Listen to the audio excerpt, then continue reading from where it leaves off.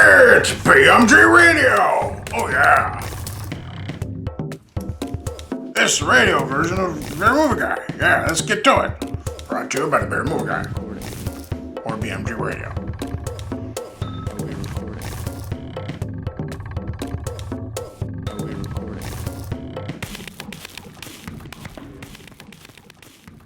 Hi, this is Bear Movie Guy, and this is BMG Radio. This is the new channel I just started, and it's where I'm going to talk about just random things, news that comes up that interests me, what I bought lately, what I've watched lately.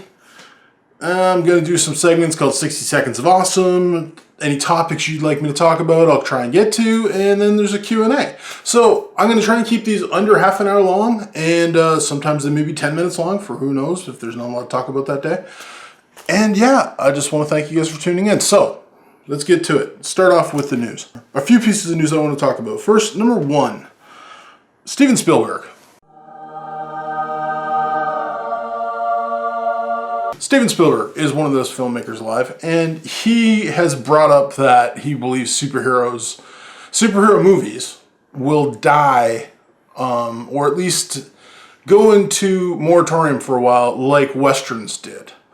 And this has upset a bunch of people, and people are like, oh no, it could possibly happen because, it's like superhero movies make the most money nowadays. And they do. Superhero movies are insane. There's so many of them happening. In the next 5 years, I think they've slated over 25, something like that. Like between DC with Justice League movies and Batman movies and Superman movies and Aquaman, and The Flash is getting his own movie, and Wonder Woman, and then Suicide Squad, and then you got on the Marvel side, you got Black Panther, Doctor Strange, a couple Avengers movies, Civil War, obviously, and who else knows what the heck they're else going to throw out there. They're doing everything. Iron Man 16, I don't know. So the next 5 years is dominated in the summertime by superhero movies, and so the thought that for most people that these will one day go away is really few and far between. Most people wouldn't think that, but I understand what Steven Spielberg is talking about. Once upon a time, Westerns were the thing. Once upon a time, Westerns dominated just like superhero movies are dominating. And so sooner or later, people got tired of them. And I gotta be honest, there's already some superhero fatigue set in. Marvel hasn't made a movie nearly as good as some of their earlier stuff, except for Captain America and maybe Guardians of the Galaxy. Ant-Man was fun, nothing wrong with Ant-Man, but it wasn't blowing your socks off. Age of Ultron, the Avengers sequel, just was good. It was good. I was entertained, but I didn't feel the need to rush out and see it again, and I don't feel the need to rush out and buy it when it gets onto Blu-ray. And so there's already a level, I think, of fatigue with some people. Some people know. Some people are going to be like, superhero movies, die. They'll be fine with it. But there's already a kind of waning start in the general population of people where they're not as big as they were. The novelty is starting to wear off. And when you get movies like Fantastic Four, now I did not see Fan Four Stick, as many people call it. I didn't see it. I will see it sooner or later, but I didn't get to see it. But when you have a couple ones that miss, that's going to start telling whether it's really going to pay off and really going to stick around. Because right now, there haven't been that many misses. Even the Marvel misses, like Iron Man 3, I think was atrocious, especially with what they did with the Mandarin. But it still made a buttload of money. So, I don't know. So, yeah, are they going to die? Who knows? Steven Spielberg seems to think that one day they will go the way of the dinosaur. They'll go the way of the Western. No, but Westerns have made a comeback, but just not nearly as big as what they used to be. And the next part of the news I want to talk about is there is no Pacific Rim 2 happening. This is very sad for me. I loved Pacific Rim. Pacific Rim was the one movie that made me feel like I was a child again in theaters. And it's going. They've announced that they've stopped production on it, which was supposed to start in the next couple months, and due to budgetary constraints and blah blah blah, I don't know, they're basically putting it on hold indefinitely. Now, this sucks on a lot of reasons, but here's the silver lining that I'm hoping is going to come out of this. Guillermo del Toro, who is one of my favorite directors, has already written a treatment for something called Justice League Dark. Now, if you don't know what Justice League Dark is, I'll explain it to you quickly. Justice League, you probably know what is, hopefully by this point. Justice League is Superman, Batman, all those guys like Aquaman, Wonder Woman. And but occasionally in the DC universe, there's stuff comes up that's magical based that they can't deal with. Superman sucks against magic. It's his one big downfall because he doesn't have any magical stuff at all going on with him. So when a super big magical thing happens and the Justice League can't deal with it, they decided to make this Batman kind of was partially responsible, but there's other people involved that kind of said, we need a Justice League that's more geared towards the magic side, and they're called Justice League Dark.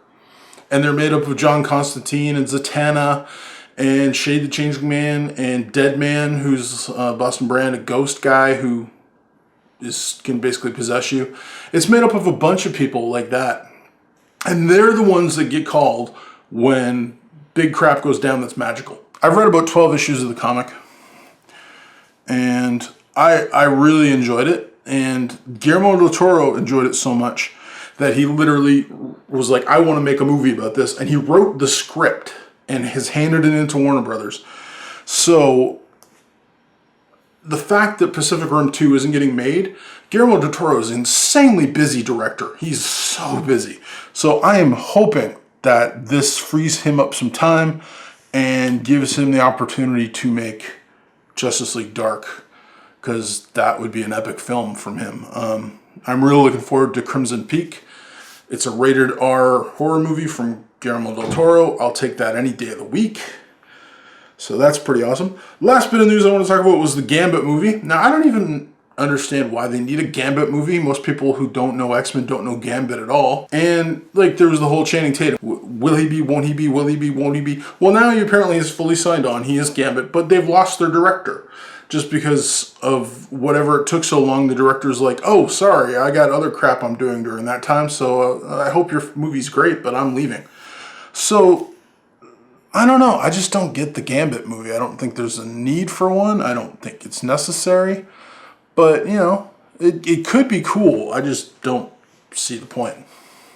I'm sure, hopefully, it'll make money. But again, superhero fatigue. I didn't even talk about Fox and Sony and all that kind of stuff when I was talking about super fatigue. I guess I kind of did Fantastic Four, but that's beside the point. Anyway, so that's the news I wanted to talk about. Okay, let's move on. Next thing we're going to talk about is what I bought recently. Now, if you know me, you know I buy a lot of movies, but lately I haven't because little thing called, what's that thing called again? Oh yeah, money. Money is not plentiful. And I don't have a ton of it. So I haven't been buying a lot of movies. But I did pick up a few a little while ago, and I ordered them off Amazon, and one of them got post-dated back because it wasn't released yet. So it finally got released, and I got it in the mail. And it is Mad Max. Now, it's the original Mad Max, not Fury Road. Now, before anyone's like, he got Mad Max Fury Road. I haven't got Mad Max Fury Road yet because I can't afford it. It's too expensive. I don't like spending $20 or plus on a movie unless I really have to. But I got Mad Max, and I got Mad Max for $8 on Blu-ray. So that's pretty awesome. It was part of a deal where you spend $20 and you get $8 back or something like that at Amazon. So it was really, probably actually I paid less than $8. I paid $6, I think. Now, I think Amazon tried to trick me because what I ordered was this, and what they sent me was this. Now, am I mad? No, I don't care. This one, it's kind of cool. It's got a red case and stuff, but like when I ordered, the picture that I ordered off of was this one, and then they shipped me this one. So I don't mind that. It's not a big deal. The other one had a cooler cover, but you know, whatever. I'm really just, it's about the movie, and the red case is kind of cool. Now, what this came with was a digital copy, and I'm not going to use the digital copy, so I'm going to give away the digital copy right now. So here's the deal. How do you get the digital copy of Mad Max? Remember, the original, not Fury Road, Mad Max, the original one with Mel Gibson.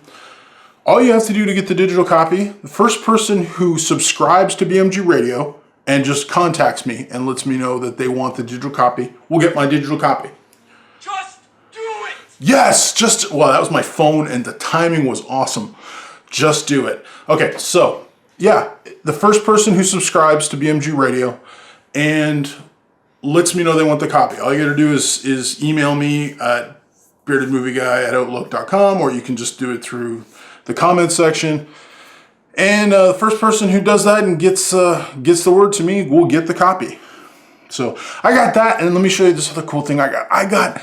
Okay, I'm a huge John Carpenter fan, and his favorite movie of mine is Big Trouble in Little China, and I got this ultra cool Big Trouble in Little China Jack Burton pop figure, which I'm so happy about. I got it for like $10.50 off Amazon.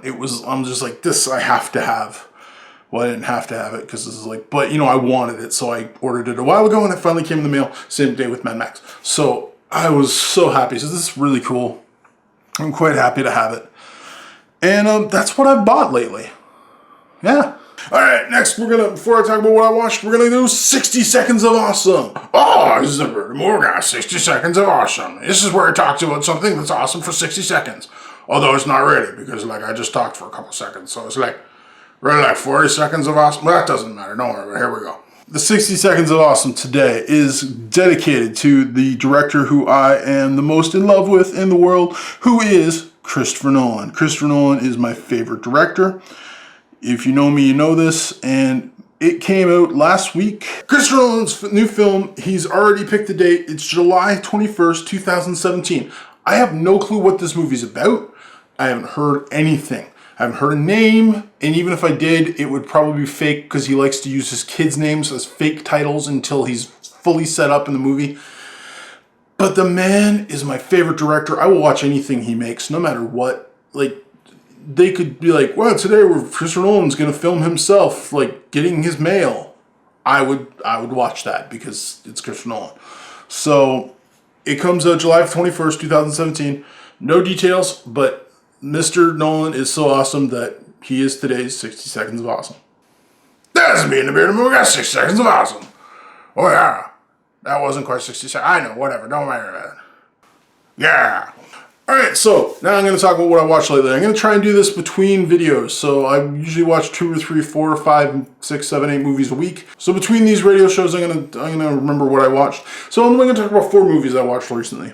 Well, I guess 5, because I just watched one. So, I watched Lethal Weapon 1, 2, and 3 in 3 nights. And I gotta admit, I love the Lethal Weapon movies. They're probably the best buddy cop films. Riggs and Murtaugh as the best cop duo. And back when Mel Gibson was crazy, but in a good way. Because he's not so much, he's just kind of crazy in a crazy way now. But, back then he was so awesome. And the Lethal Weapon movies were so funny and just original for what they were trying to get across for at the time. I'm sure someone will say they're not, but to me, they're just some of the perfect cop films that have ever been made. They're unbelievable as anything. No way these guys would get away with doing these things, but you just suspend that disbelief, watch the film, and enjoy it. So I'm going to give Lethal Weapon 4 beards out of 5. I'm going to give Lethal Weapon 2 4 beards out of 5. And Lethal Weapon 3 3 beards out of 5. It's a little less cool. And Joe Pesci, really, it's amazing to watch Joe Pesci in those movies. Because Joe Pesci, he's Joe Pesci. And it's weird to see him as, when you've seen him in Goodfellas. And then you've seen him in stuff like Raging Bull. And then now he's, the butt of a joke. Because in Goodfellas, he's very intimidating for such a small guy. But in Lethal Weapon, he's basically just the butt of the joke. He's the, okay. Yeah, and it's just, he's a completely different character. Just kind of goes to how great an actor he can be when he wants to be. And that's pretty awesome.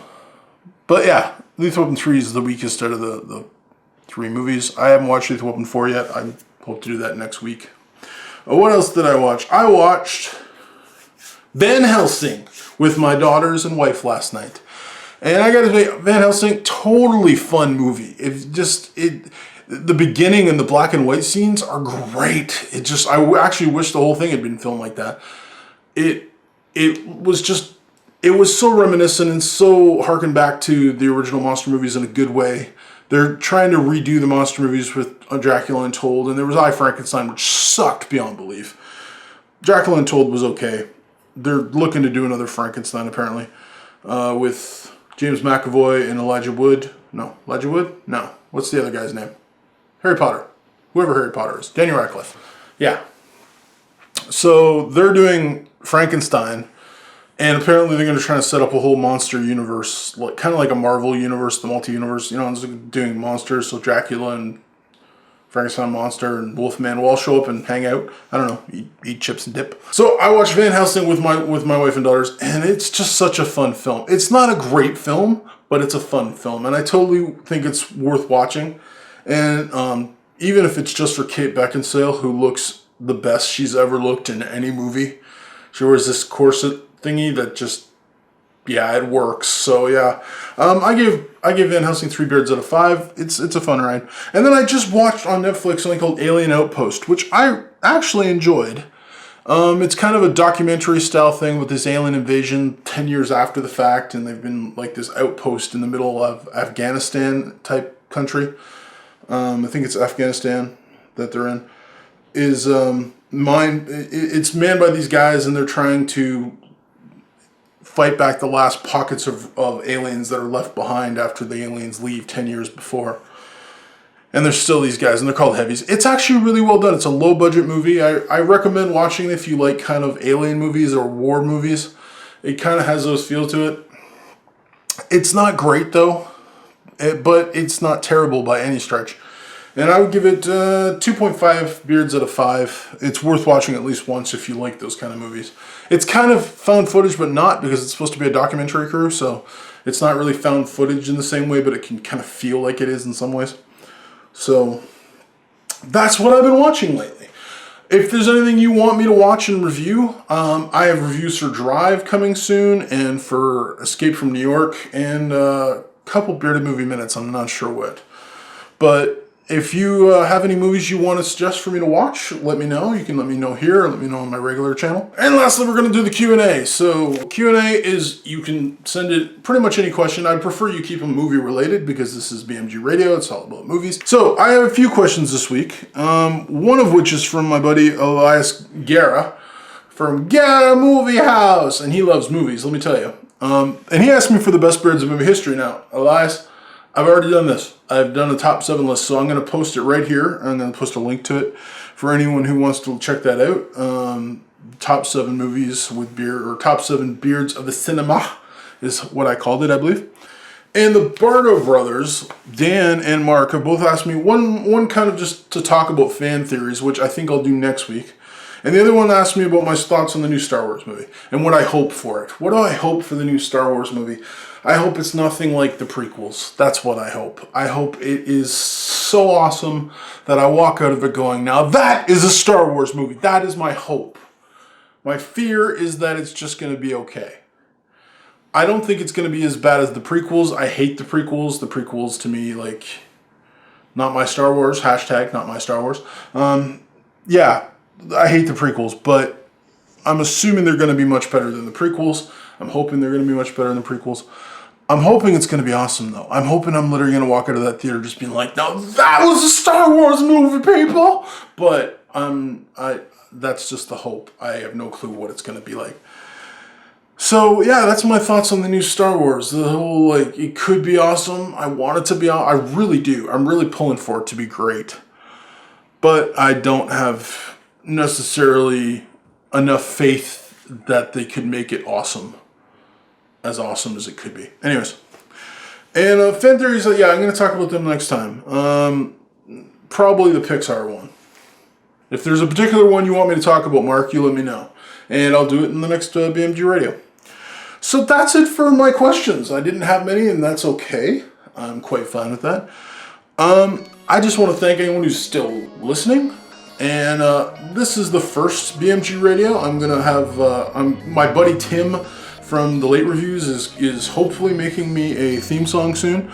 So I'm going to have some cool music in front and in back. And yeah, thank you for listening so much. Please subscribe to my new channel. Please subscribe to my original channel, Bearded Movie Guy. And If you have any questions, comments, thoughts, anything you want me to talk about, I hope to do these at least 2 to 3 times a week. And thank you so much for listening. You've been listening to Bear Movie Guy. Oh yeah, here's BMG Radio. What do you guys think of BMG Radio? Should he keep doing this, or should he just cry in his big beard and stop making these things? We talked about Bear Movie Guy. Bearded tears. Thanks for listening. Thanks for watching. Thanks for listening and watching. It's both. Both are good. Or just listening. Tell them what you want to hear about. Tell them what you want to talk about. Tell them that his beard looks nice. It's all good. And until next time, stay bearded. And as always, YouTube safely.